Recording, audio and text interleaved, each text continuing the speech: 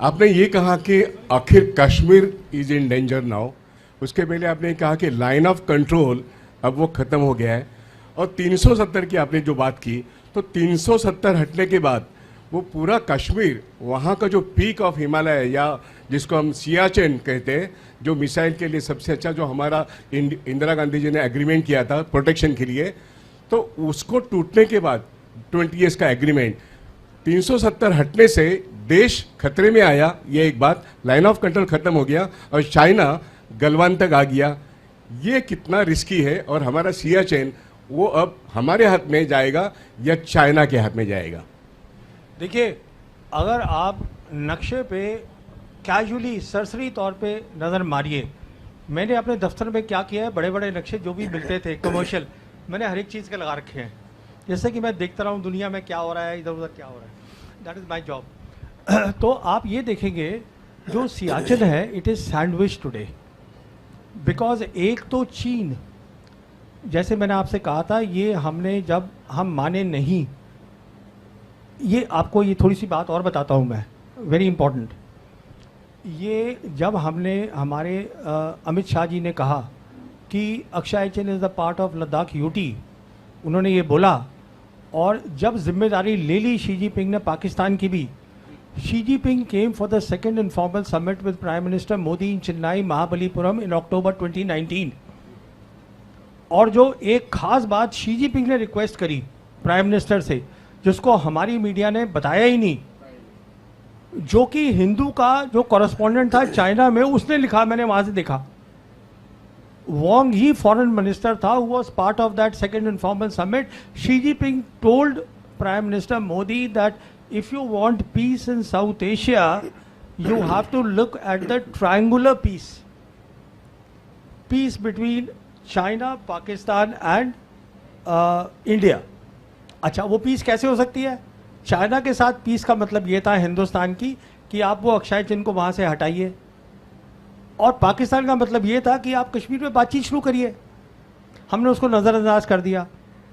Only after that अप्रैल 2020 में, because you did not take their request of Akshay Chin, consideration of Akshay Chin seriously at all, you dismissed it. They came in East Ladakh, and today they are sitting at most places close to their November 1959 line.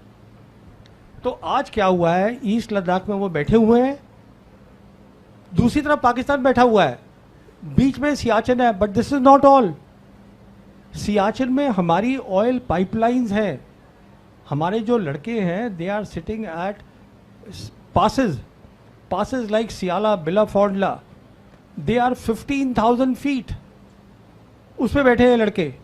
तो वो kerosene is the life line, उसकी पूरी visibility Chinese को है।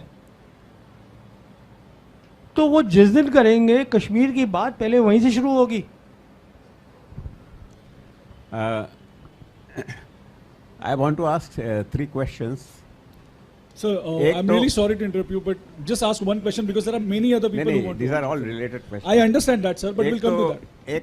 एक question ये है कि बेल्ट एंड रोड का जो काम, जो ग्वादर पोर्ट से कनेक्टेड है एक्चुअली, तो ग्वादर पोर्ट का तो काम बंद पड़ा हुआ है। एक क्वेश्चन वो है। दूसरा, Imran Khan was removed on because Americans wanted him to be removed. तो अमेरिकन्स का उनके ऊपर अभी भी छाया हुआ है अपने। तो to what extent Pakistan is aligned with America और and China actually. Agar it comes to a situation where they have to take sides, on which side will they go actually? और तीसरा क्वेश्चन जो है ये रिलेटेड है कि ये जो UAVs का जो रशिया और उसमें जो इस्तेमाल हुआ है दोनों साइड से एक्चुअली, हैज़ इट चेंज? क्योंकि अभी सैटेलाइट का रोल उसमें कुछ कम हो गया है उसमें।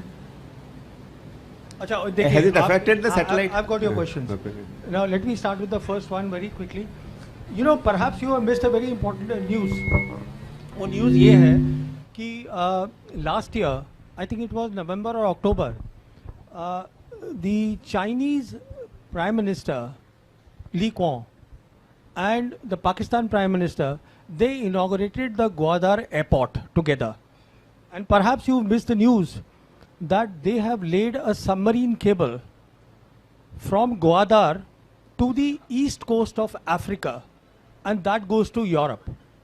कहने का मतलब ये है, आफ्टर ऑपरेशन सिंदूर प्रोफाइल बढ़ गई है पाकिस्तान की, चाइना की डोमिनेंस साउथ एशिया में बढ़ गई है. कहने का मतलब ये है, अगर पाकिस्तान आज अपनी गवर्नेंस ठीक कर ले, this is a big if, this is their internal problem. Balochistan is not a military problem. If they can get their governance correct, and that is what the Chinese have been telling them for a long time, then their geopolitics, आप देखिए कहाँ जा रही है. आप वहाँ से खड़े होके ग्वादार से, you see the entire West Asia, what they call Middle East, you see the Central Asian republics, और कश्मीर जो है, अगर आप ध्यान से देखिएगा तो वो सेंट्रल एशियन रिपब्लिक्स के साथ लैंडलॉक्ड है. तो इंडिया को तो वो स्ट्रेटेजिकली बिल्कुल अलग कर सकते हैं. That is the answer to your first question. Second question आपका पॉलिटिकल है, मैं पॉलिटिकल सवालों के जवाब नहीं देता. थर्ड क्वेश्चन आपका है यूएवीज के ऊपर. देखिए, यूएवीज का अलग रोल है, सैटेलाइट का अलग रोल है. They are not aligned, you know, they are entirely different. In fact, the future of UAV is artificial intelligence in UAVs, where अच्छा आपको एक और बात बताऊं. पिछले हफ्ते president Putin has announced that we are now building a army, a robotic army as a separate arm. तो मैंने एक किताब लिखी है, the last war, that came out in 2022, where I have shown a scenario that how the humanoid robots will be there in the battlefield. और ये सब मुकम्मल होगा in the next 2-3 years, because the Chinese and the Americans today are leading in humanoid robots, that along with driverless cars, and the third thing जिसको आप सोच नहीं पाएंगे, Chinese have started a new thing called low earth economy. उसका मतलब ये है कि ज़मीन से लेके और 1 किलोमीटर की हाइट तक, now they are using that for economic purposes like robo taxis, and they are saying that by 2030 this will give them $20 billion. तो देखिए ये क्या होता है टेक्नोलॉजी में, पहले आपको आइडिया चाहिए होता है, इमेजिनेशन चाहिए होती है, then you work on that. That is how you innovate. Chinese are doing it. I have So just please. one question. Do you think suspension of Indus water? Sir mike चालू आहे, जवळ घेऊन बोला फक्त. हां, हाँ. तोंड. I have just one question. Here.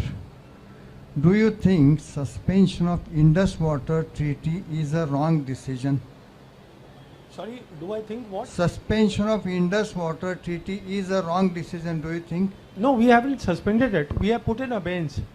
That basically means that the data will not be shared between the two countries, so they will not have the forewarning.